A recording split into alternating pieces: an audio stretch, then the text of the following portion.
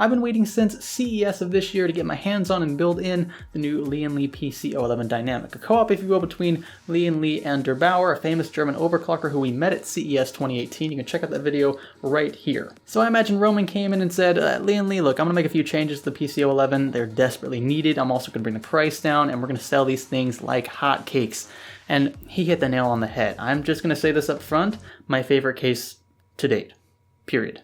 So I'm excited to show you guys what I've done with this. I'm going to show you the build process. I lost a lot of my B-roll just in a neglectful act of deleting files I didn't realize I was deleting. So you're going to mainly see just the build log. I'm going to talk about the features and try to show you as much as I can about the case, the primary changes that were made to the original PC-O11, and then we're going to talk about where you can buy it, when you can buy it, and the value overall. So with that, let's go.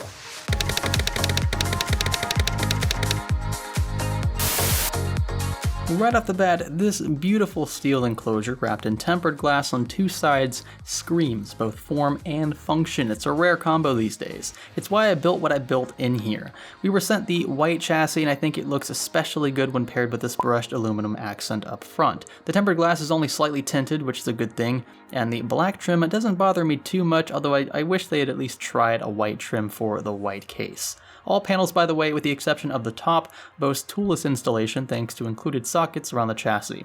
Both tempered panels simply slide into place, which is leaps and bounds better than even the thumb screw design on traditional tempered glass chassis.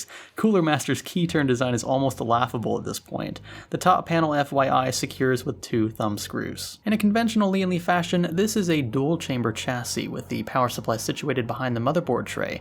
I welcome the style, actually. As a result, cable management at the rear is plentiful, dedicated PSU airflow is still achieved thanks to right panel venting, and no basement will obstruct the goodies to the left. Speaking of which, the space in this case up front is ample. Black rubber grommets span the length of the motherboard tray along with dedicated EPS power cutouts up top, as well as cutouts down below, though these are not rubber grommeted. If you put a vertical graphics card here though, you won't even see them. You'll find support for 3 Radiator Fan Mounts thanks to the inclusion of a rotated bracket recessed into the motherboard tray. In fact, because of this indention, you can technically install radiators in all 3 positions, though the base mount will block several PCIe slots and included SSD trays. My recommendation, utilize the right mounts first, as I've done here, and include an additional combo, assuming you have one, up top next. No fans are included with the O11 Dynamic, which is something to keep in mind. The O11 Air will include 2 or 3, I believe, though the extremely low price of this case for what you get is sure to pull you back in, and it looks darn good doing it. I found that mounting 3 fans along the right panel is sufficient for a single GPU-CPU combo, assuming you have them arranged in an intake config, so a triple fan pack of 120 mils should be enough. Now, a consequence of this case's form factor is the dead space above the motherboard. It isn't a negative per se, rather just a consequence of vertical radiator support, seeing as though no PSU basement exists below. The extra space up top beckons another rad fan combo, or in my case, tubing runs to balance things out and again fill in the dead space. Other improvements to the dynamic revision include a hot swap drive bay accessible from the rear just above the power supply with a simple thumb screw. 2 hard drives can be installed from this position, not at all necessary but certainly convenient, and fun fact, the bay serves as a secondary power supply bracket as well. Odd, yeah, but maybe not for Der Bauer. It definitely screams his name. Not sure why you'd need 2 power supplies unless you were doing some extreme overclocking. Right up his alley. Apart from the sheer volume you'll be welcome to behind here, things are actually pretty normal. Everything's just in a different place than you might be used to. The power supply still receives its own dedicated air supply thanks to cutouts on the right side panel, as well as the vertical radiator fan combo you might include on the left side of the case. A large removable panel also keeps cables in check, similar to how the H500P from Cooler Master deals with this, and several tie points still span the height of the chassis, so cable management will not be an issue at all. Needless to say, I used very long cable extensions from this power supply, and I still had plenty of room for probably a second power supply. A few bonuses include vertical graphics card support. Now the bracket is optional, doesn't come with the case, although I was sent one for this review, and it still provides adequate versatility, i.e. breathing room for the graphics card, which is always a concern. Where I have the 1080 Ti now in this build, plenty of space between the fans and the left panel still exists, keeping things nice and cool.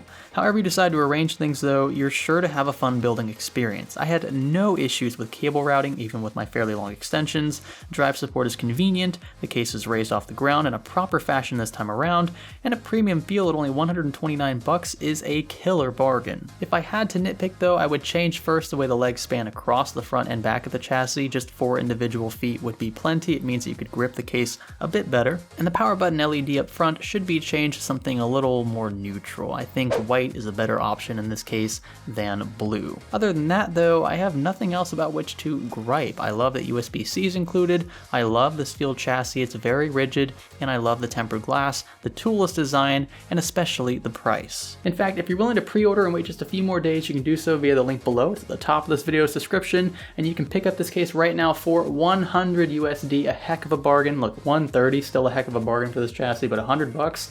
You gotta be kidding me. So with that, I wanna know what you guys think about the build and the chassis, and if you're excited to at least, contemplate buying one. I would, because you get the best of everything in this case, and it's not going to break the bank, relatively speaking. That's a huge plus in my book. Good job to Bauer for revising the PC-O11. This is a heck of a case. If I had an award, I would give it to it, hands down, without a doubt. But I'm going to say right now, again, that this is my favorite case to date. I don't know what else to say to that, but it's just the best. It really is. And you'll see that if you buy one, if you pre-order one now, you won't regret it. I guarantee it, or as much as I can guarantee it without being legally liable. If you like this video, be sure to let me know by giving it a thumbs up. I appreciate a thumbs down. For the opposite, click the subscribe button if you haven't already, and stay tuned for more content like this. This is Science Studio. Thanks for learning with us.